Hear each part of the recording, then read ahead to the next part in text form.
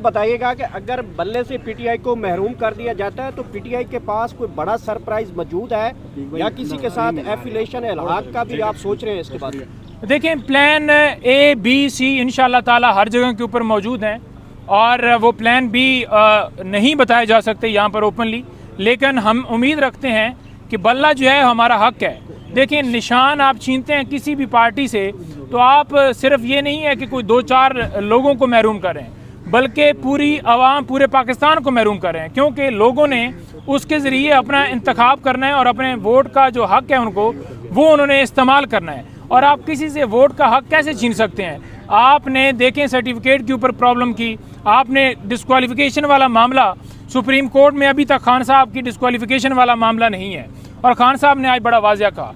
उन्होंने कहा कि देखें, नवाज शरीफ को जिस तरह से लाया गया है, जिस तरह से नवाज शरीफ को प्रोटोकॉल दिए गए हैं, सलूट मारे गए हैं, केसेस ख़त्म किए गए हैं, उन्होंने ये कहा कि ये जो केस बनाया गया है अलकादर वाला, इसमें जो प्रॉपर्टियां थीं जो कि महंगे दामों खरीदी गई थी, जो सस्ती थीं, उनको कोई नहीं पकड़ा गया, शरीफ ख़ानदान को, बल्कि मेरा उसके अंदर कोई रोल ही नहीं है।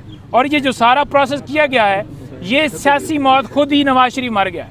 आज के बाद जो इस तरह जो ये कौम के सामने एक्सपोज हो चुका है, तो इसके बाद इसकी जो है वैल्यू है वो टके की भी नहीं है। अच्छा नईम साहब, ये बताइएगा कि आज की प्रोसीडिंग के हवाले से बात करेंगे कि आज जो हम वकील हामिद खान साहब, उनकी जानिब से ये कहा गया है कि तैयारी नहीं थी और पीर तक का वक्त दिया जाए, हालांकि ये पता था पहले से कि अगर पेशावर हाई कोर्ट से फैसला आ जाता है पीटीआई के हक में तो उसके बाद इलेक्शन कमीशन ने सुप्रीम कोर्ट लाजमी जाना है। तो आज क्या वजह थी कि इतने दिन से तैयारी क्यों नहीं की गई थी कि आज कहा जा रहा है कि तैयारी के लिए हमारे पास वक्त नहीं था, हमें टाइम नहीं दिया गया, एकदम से बुला लिया गया? देखें, बात यह है कि अगर हम दरख्वास्त लेकर आते हैं किसी जगह के ऊपर भी, तो उसमें आपने देखा कि फिक्स करवाते हुए क्या क्या हमें जतन करने पड़ते हैं, दरख्वास्तें देनी पड़ती हैं। और अगर हम दरख्वास्त कोई वापस लेने जाते हैं तो 12 महीने के बाद जो है, 11 महीने के बाद उसके ऊपर फैसला आता है और फैसला ये दिया जाता है कि आप वापस नहीं ले सकते। कानून ये है कि अगर कोई बंदा दरख्वास्त किसी जगह के ऊपर लेकर जाता है तो उसका हक है कि वो विड्रॉ भी कर सकता है। आप उससे हक कैसे छीन सकते हैं?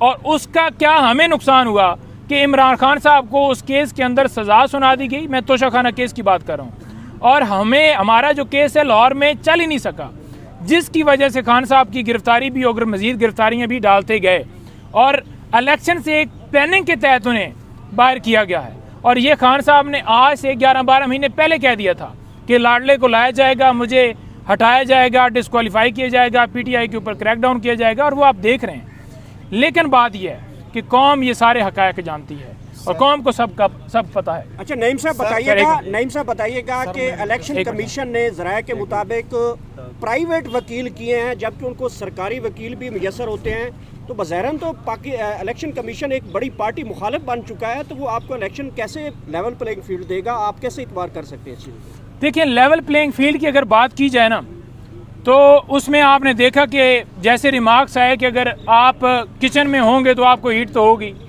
आपने वो रिमार्क्स भी देखे कि कोई लेके आए, सबूत दिखाएं जी, हम टीवी नहीं देखते। तो मैं ये समझता हूँ कि जो इलेक्शन कमीशन है उसका काम है 218 के तहत फ्री एंड फेयर मुल्क के अंदर इलेक्शंस करवाना। और अगर आप कभी बल्ले के ऊपर हमला, कभी तायद कुनिंदों को, तजवीज़ कुनिंदों को उठाना, लोगों से पेपर छीना, या अब टिकट्स जमा करवाने के हवाले से अगर हमें प्रॉब्लम आती है, तो दूसरी जमातें तो उनको तो प्रोटोकॉल हासिल है, उनको तो जलसे जो वो करते हैं वहाँ पर भी सलूट उनके लिए चल रहे होते हैं। तो ये दौरा जो है मेयार क्यों रखा जा रहा है, इस आवाम के साथ क्यों खिलवाड़ किया जा रहा है? और मैं ये समझता हूँ कि ये सिर्फ पाकिस्तान में नहीं, पूरी दुनिया में हमारी बेइज्जती हो रही है कि ये जमहूरियत है। आज भी दौरान समाअत खान साहब ने कहा कि क्या ये मार्शल लॉ लगा हुआ है कि मैं इधर मौजूद हूँ। जिस तरह से केस चलाया जा रहा है, एक अदालत केस चलाती है, केस चलने के बाद प्रोसीडिंग्स गवाह होते हैं, हाई कोर्ट में मामला जाता है और तमाम कार्रवाई कलअदम करार दे दी जाती है, फिर से ट्रायल शुरू हो जाता है, दूसरी दफ़ा फिर वही, और फिर इस्लामाबाद हाई कोर्ट कह देता है कि जनाब सारा ट्रायल कलअदम है। तो ये क्या हो रहा है? देखिए, उन्होंने कहा कि यहाँ पर सहाफ़ी जो हैं उन तमाम की एक्सेस होनी चाहिए, और इसके साथ साथ जितने पब्लिक है, हमारे वकला हैं, उनको इजाज़त नहीं है।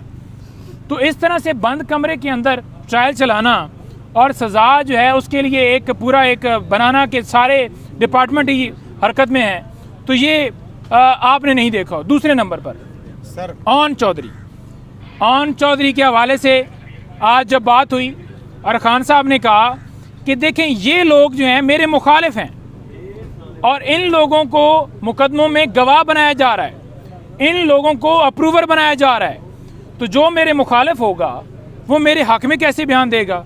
और अगर आप मेरे मुखालिफ को मेरे खिलाफ केस में बतौर गवाह लेकर आएंगे, ठीक है, तो ये क्या मेरिट हो रहा है? क्या ये इंसाफ है? कौम नहीं जानती। Thank you sir 2005